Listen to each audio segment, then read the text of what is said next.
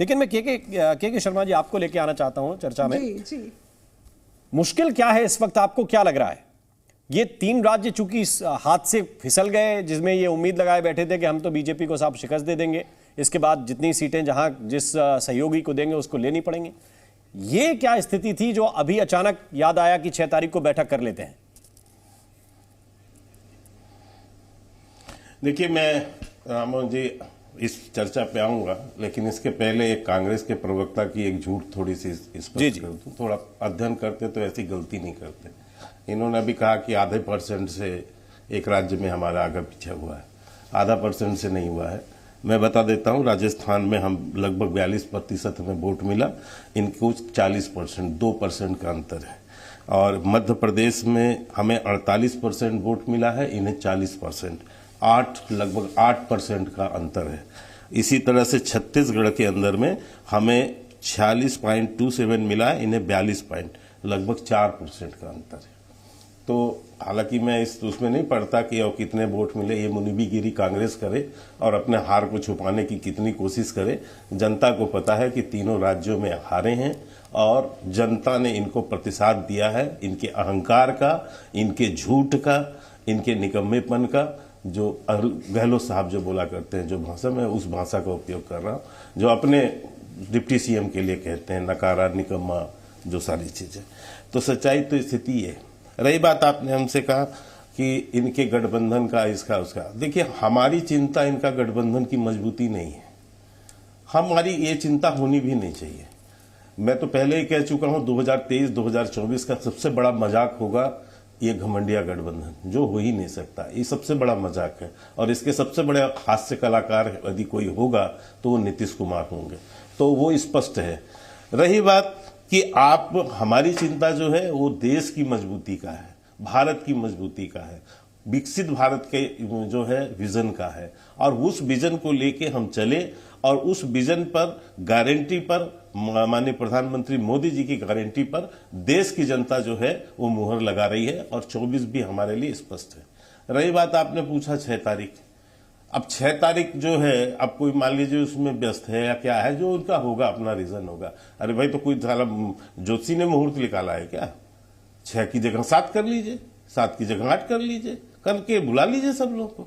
प्रश्न ये है ही नहीं कि ये करना है नहीं करना, इसमें ये आएगा वो नहीं आएगा। अभी ममता जी नहीं आ रही है 6 तारीख को, तो 7 तारीख कर लीजिए। पहले भी तो आप 3-3 बार डेट बदले, लेकिन उसमें कौन सा अंतर है, तो बदल लीजिएगा।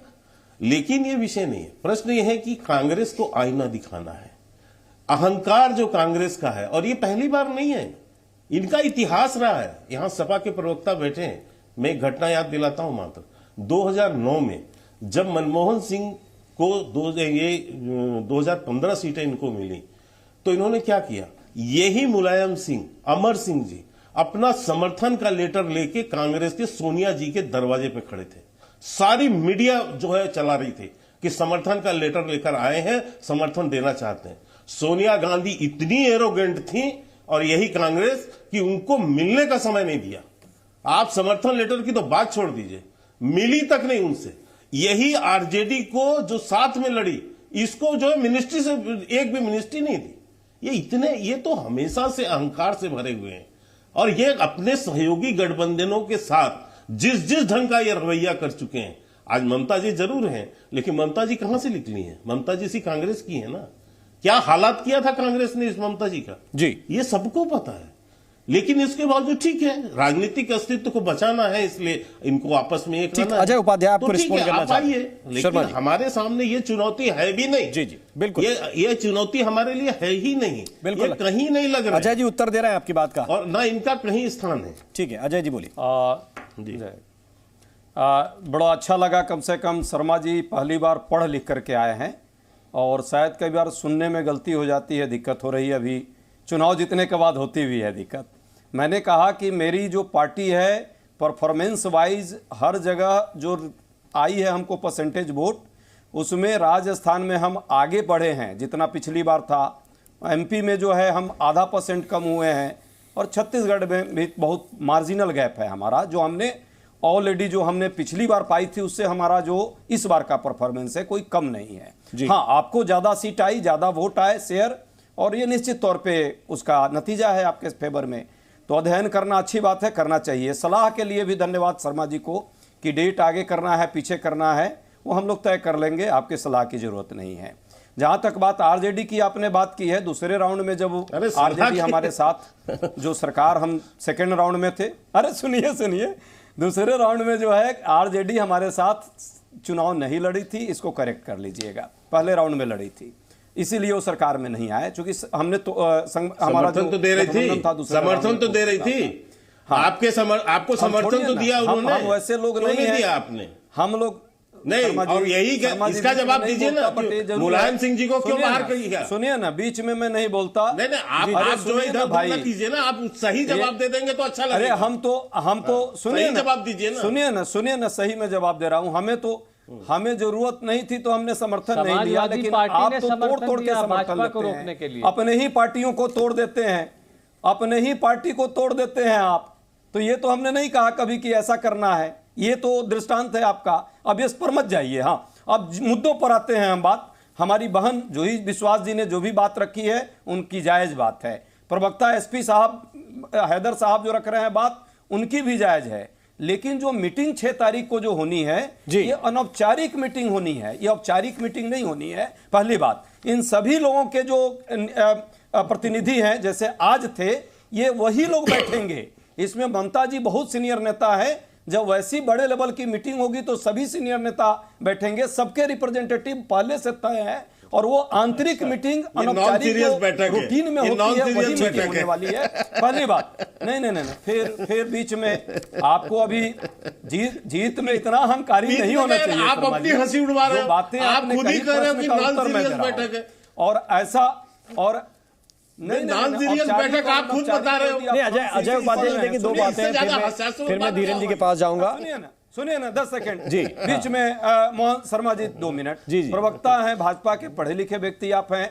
औपचारिक, अनौपचारिक और नॉन सीरियस का अर्थ क्या होता है दर्शक समझ रहे होंगे, और आपको भी इसका समझना चाहिए। मुझे लगता है इनफॉर्मल मीटिंग के क्या मतलब होते हैं और नॉन सीरियस के क्या अर्थ होते हैं, मैं इस पे नहीं जाऊंगा। बस नहीं, मुझे एक बात बताएं, 2 चीजें आपने बताएंगी। आपने कहा कि जूही विश्वास की बात भी जायज है और अब्बास भाई की बात भी जायज है, तो ये नाजायज आप लोग कर रहे थे क्या?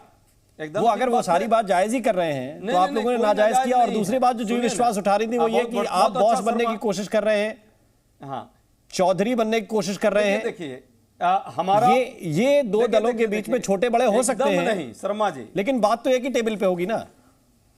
शर्मा जी सभी लोग इक्वल पार्टनर हैं हमारे यहाँ छोटे बड़े कोई नहीं है। 38 पार्टी की एक मीटिंग हुई थी, उसके बाद कब मीटिंग होगी और कब हुई उसके पहले आपको भी याद है और हमको भी याद है। बड़ी पार्टियां जिन्होंने ये गठबंधन की शुरुआत की, सबसे मिले नीतीश कुमार, उन्हें मंच से ये क्यों कहना पड़ता है कि इन्हें फिक्र नहीं है?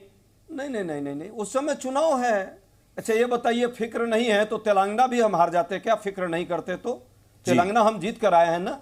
ये हमने फिक्र थी ना देश में लोकतंत्र को बचाने की, केसीआर से तेलंगाना के जनता को मुक्ति दिलाने की। क्या अभी जूही बहन ने कहा एक तरफ ये कहा जाता है, मैं धीरेन्द्र कुमार के पास चलता हूं, एक तरफ ये कहा जाता है कि ठीक है ममता बनर्जी जैसे बड़े नेता इसमें शामिल नहीं हो पाएंगे। शर्मा जी 10 सेकंड। मुमकिन ये भी होता कि राहुल गांधी मीटिंग में शामिल ना होते, लेकिन कांग्रेस का कोई रिप्रेजेंटेटिव तो जाके कर सकता था ना।